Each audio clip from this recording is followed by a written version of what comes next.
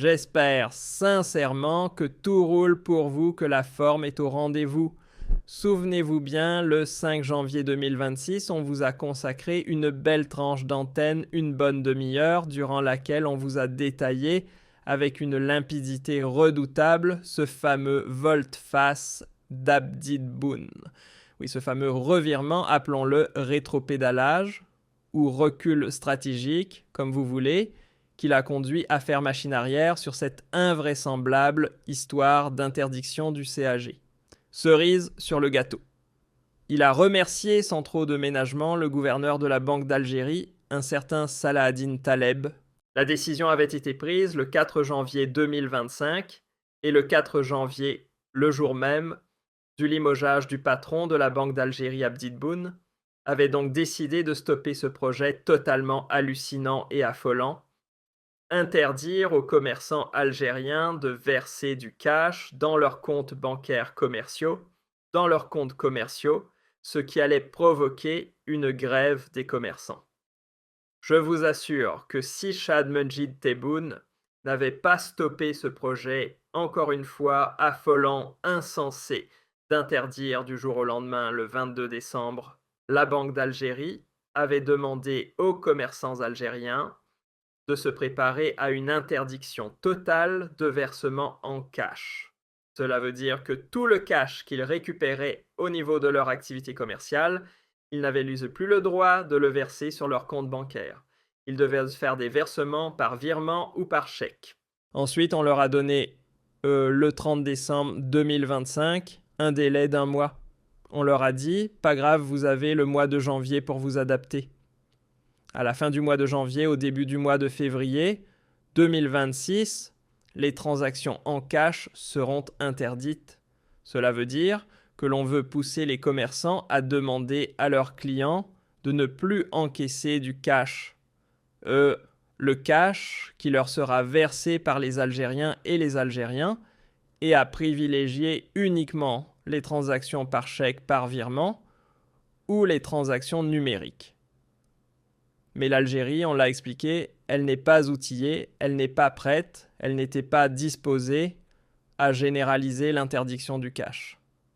Les commerçants, encore une fois, si Majbou n'avait pas stoppé, ce projet affolant, les commerçants algériens allaient déclencher une grève générale qui aurait pu mettre à genoux l'Algérie.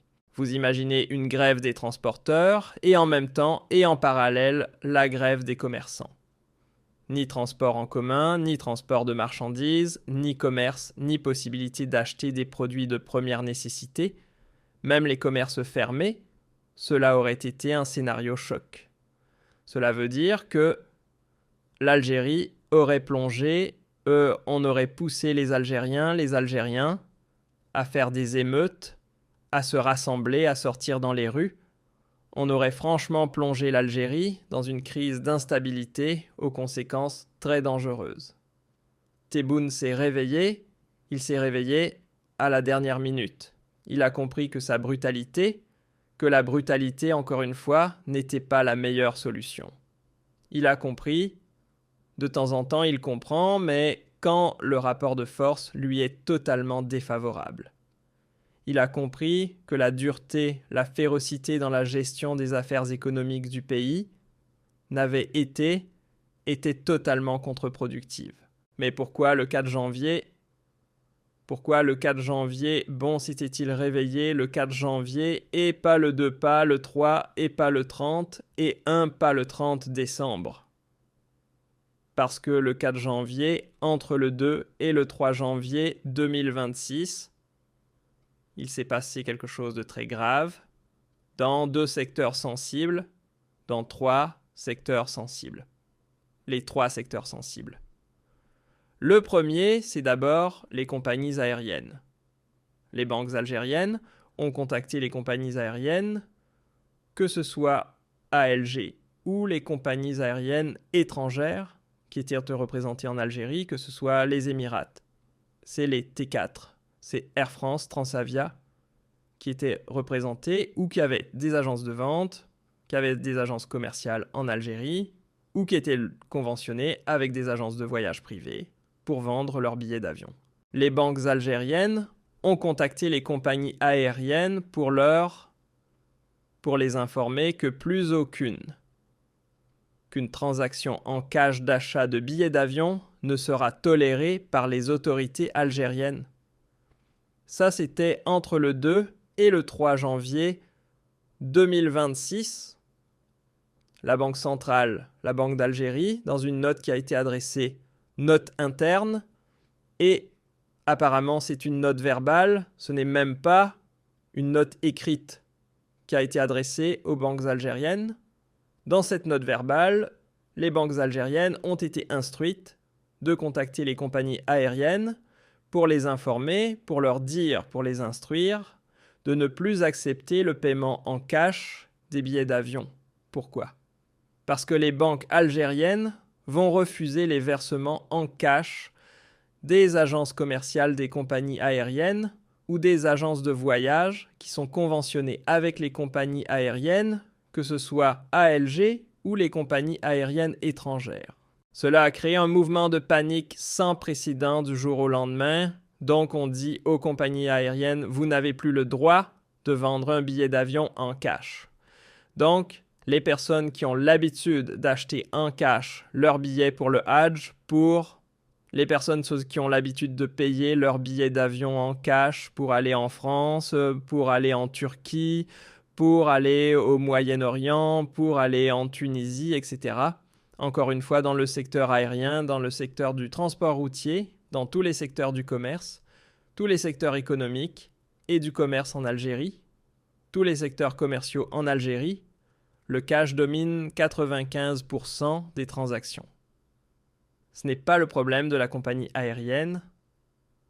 C'est comme pour les commerçants, ce n'est pas aux commerçants de dire à leurs clients de ne pas payer en cash. C'est aux autorités publiques, aux consommateurs, aux acheteurs,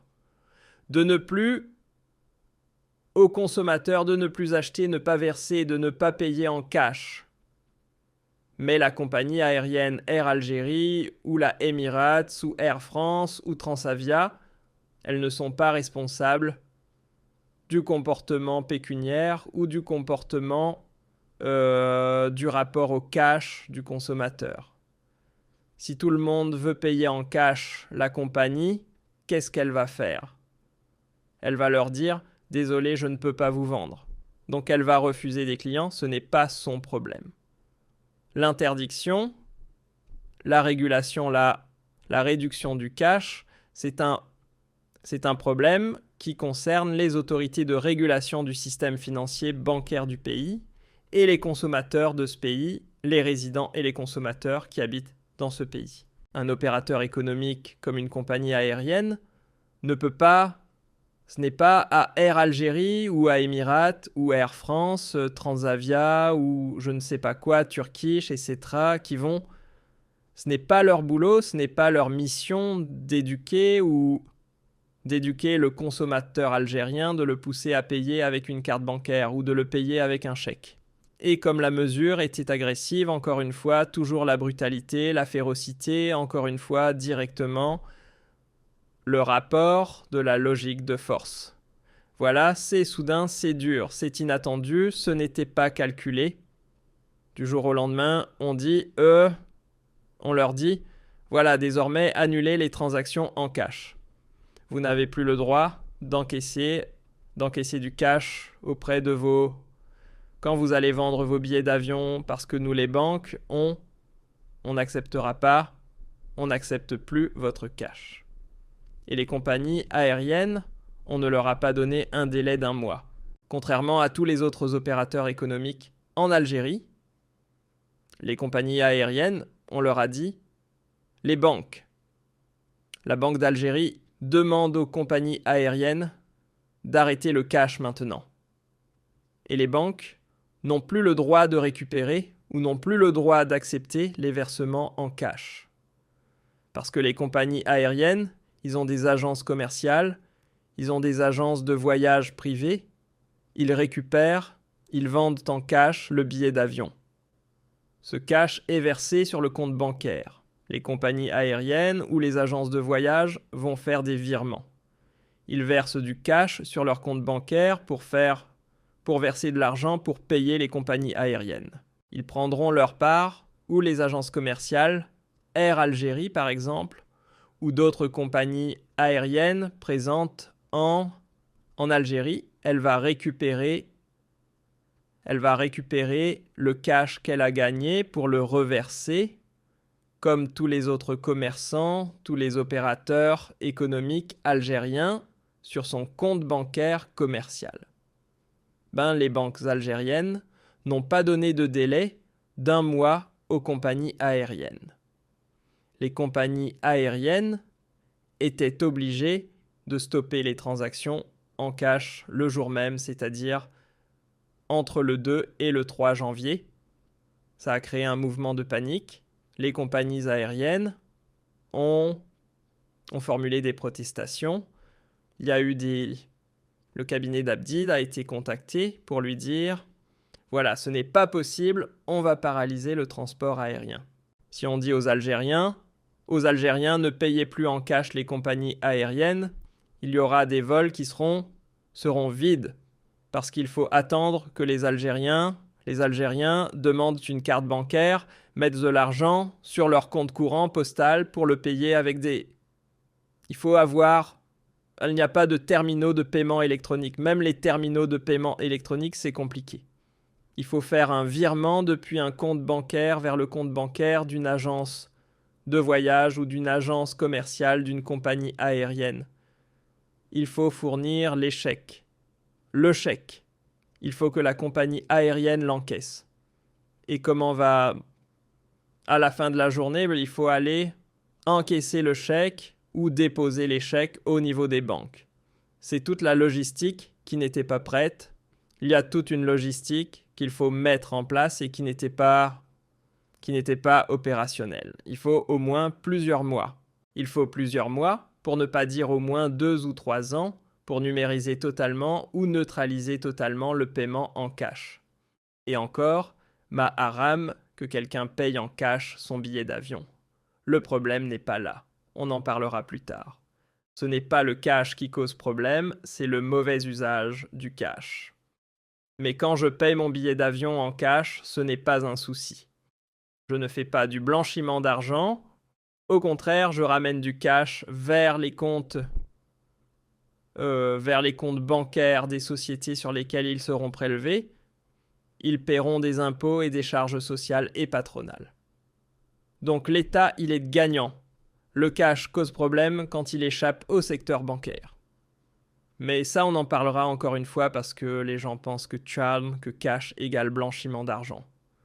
Non, une certaine utilisation du cash, parce qu'on peut blanchir de l'argent avec les crypto-monnaies, on peut blanchir de l'argent avec les cartes bancaires. Il y a des milliers de manières de blanchir de l'argent. Il n'y a pas que le cash. Le cash, c'est juste le moyen le plus visible. Donc panique. La panique dans le milieu, ou dans les milieux, au sein du milieu des compagnies aériennes, a suscité une réaction au plus haut niveau de l'État. Abdou a expliqué qu'on risque d'avoir une paralysie du transport aérien, que les compagnies aériennes ne vont pas travailler avec l'Algérie ou qu'il y aura des vols qui sont déjà en Algérie déficitaires. Déjà, l'Algérie a du mal à attirer les compagnies aériennes internationales et on risque d'avoir des vols qui seraient vides pendant plusieurs jours, voire plusieurs semaines. La catastrophe serait une catastrophe financière importante. Deuxième secteur qui a été aussi ébranlé par une mesure aussi brutale, agressive et bancale, c'est les opérateurs d'externalisation de traitement des demandes de visa. Les firmes TLS contactent BLS Capago, les Algériens. Les Algériens paient en cash leurs demandes de visa. Les banques algériennes, instruites toujours par la Banque centrale algérienne, ont contacté les opérateurs d'externalisation de traitement des demandes de visa pour leur dire qu'ils n'ont plus le droit de verser du cash sur leur compte bancaire, qu'ils doivent demander à leurs clients de d'être payé de payer les prestations par chèque, ban. Par chèque ou par virement bancaire ou par une carte bancaire.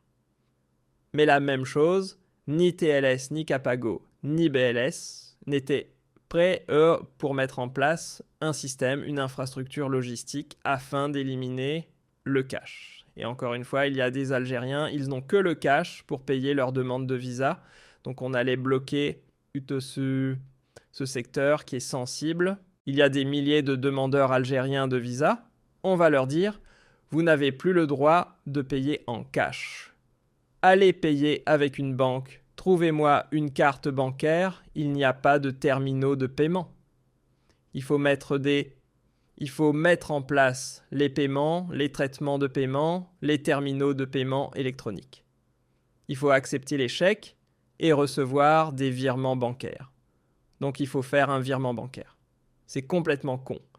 La même chose, ça c'était toujours entre le 2 et le 3 janvier parce que il y a des secteurs, la majorité des opérateurs économiques et des commerces en Algérie ont bénéficié de ce délai d'1 mois pour s'adapter à l'interdiction à la fin du cash, sauf les compagnies aériennes, les opérateurs d'externalisation des demandes de traitement, des demandes de visa et les notaires. Les notaires, troisième secteur sensible, on leur a dit vous ne devez plus accepter les transactions en cash pour n'importe quelle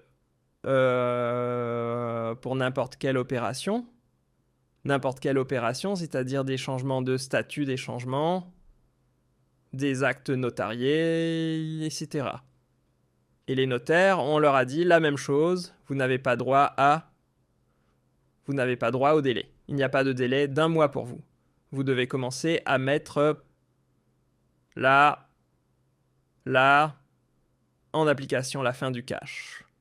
Et vous devez vous débrouiller pour alimenter vos comptes bancaires avec des chèques ou avec des virements bancaires avec d'autres moyens de paiement. Mais le cash, il est exclu pour vous et vous n'avez pas le délai d'1 mois. Donc les notaires, les compagnies aériennes et les opérateurs d'externalisation de demande et de traitement de visa. Ces 3 secteurs ébranlés le jour même entre le 2 et le 3 janvier. Ils ont contacté le cabinet du président de la République. Abdi Tebboune a été sensibilisé. On lui a expliqué la situation, que ça va créer une paralysie. Le transport aérien sera paralysé. Les notaires ne pourront pas du jour au lendemain mettre fin au cash, etc. C'est trop brutal. Ils ne sont pas prêts. Et en plus, on va paralyser le secteur des demandes de visa. Donc on va empêcher les Algériens et les Algériens de voyager. On va les empêcher d'accomplir leurs actes notariés. C'est compliqué. Très compliqué. Ces complications allaient créer un chaos généralisé, un chaos des avions vides, des agences de voyage qui ne pourront plus travailler, des TLS Contact, des BLS et Capago qui ne pourraient plus travailler, des notaires paralysés. C'est une paralysie économique nationale dans des secteurs sensibles. Ce sont des secteurs sensibles. Et comme il y avait des menaces des commerçants algériens, des menaces, des informations, des rapports sécuritaires qui ont été transmis, voilà, président au cabinet du président de la République, qui a indiqué que voilà, il y a un mouvement de colère et de détresse énorme au sein des commerçants algériens qui pourrait donc les amener à faire des grèves, etc. Ou à protester en fermant les rideaux, en baissant les rideaux, plutôt en fermant leurs magasins, en baissant les rideaux, ce qui aurait créé encore une fois un mouvement de panique inédit dans l'histoire de l'Algérie. Là, Tebboune était obligé de reculer. Il était obligé de reculer. Il a décidé de limoger le patron de la Banque d'Algérie pour lui faire porter le chapeau et pour essayer de faire croire aux Algériens que tous ces dérapes, toutes ces dérives et dérapages sont de sa faute, ce n'est pas très convaincant. On en a parlé hier, ce n'est vraiment pas convaincant parce que l'interdiction, la lutte ou la réduction drastique du cash, c'est l'ambition d'Abdelmadjid Tebboune, qui est encore une fois une ambition légitime, et on en parlera plus tard. Le problème n'est pas dans les intentions, les ambitions d'Abdelmadjid. Le problème, c'est dans le mode d'emploi, la brutalité, l'agressivité, les précipitations, le manque de préparation et les incompréhensions qui entourent ces ambitions-là. L'Algérie a le droit totalement de ne plus dépendre du cash et de réduire l'utilisation du cash. Mais ça ne se passe pas comme ça. Ce n'est pas du jour au lendemain, tu paralyses le trafic aérien, tu paralyses les compagnies aériennes, les notaires, les opérateurs d'externalisation des demandes de visa, tu terrifies les commerçants. On a sorti les chiffres, il n'y a pas assez de terminaux de paiement électronique. Le jour où l'on aura 2 millions de terminaux de paiement électronique, le jour où l'on aura des machines pour déposer le cash, le jour où l'on aura des milliers de distributeurs de cartes, le jour où l'on aura de 30 à 40 millions de cartes de paiement électronique, ce jour-là, oui, l'Algérie pourra interdire un certain nombre de transactions en cash. Mais encore une fois, le pays n'est pas outillé, il n'est pas préparé. Et ce décalage entre les ambitions et les moyens dont dispose l'État algérien pour gérer l'Algérie, pour gérer le pays, démontre qu'il y a un décalage entre les dirigeants et la réalité. Le décalage entre la réalité et ce que les dirigeants sont en train d'élaborer comme stratégie. Ce décalage, il est dangereux, il est inquiétant. C'est un révélateur d'incompétence. C'est un révélateur que l'entourage et les dirigeants algériens leur apportent de très mauvais conseils. Donc les stratégies qui sont élaborées sont faussées dès le départ. C'est pour ça que les résultats escomptés ne sont pas obtenus et au lieu de résoudre le problème, au lieu de d'atténuer les conséquences des problèmes, on est en train de les aggraver et donc de renforcer le sous-développement du pays avec ces mouvements d'instabilité qui créent de la panique, qui aggravent le manque de confiance et qui aggravent aussi qui porte un coup sérieux à la réputation, à l'image du pays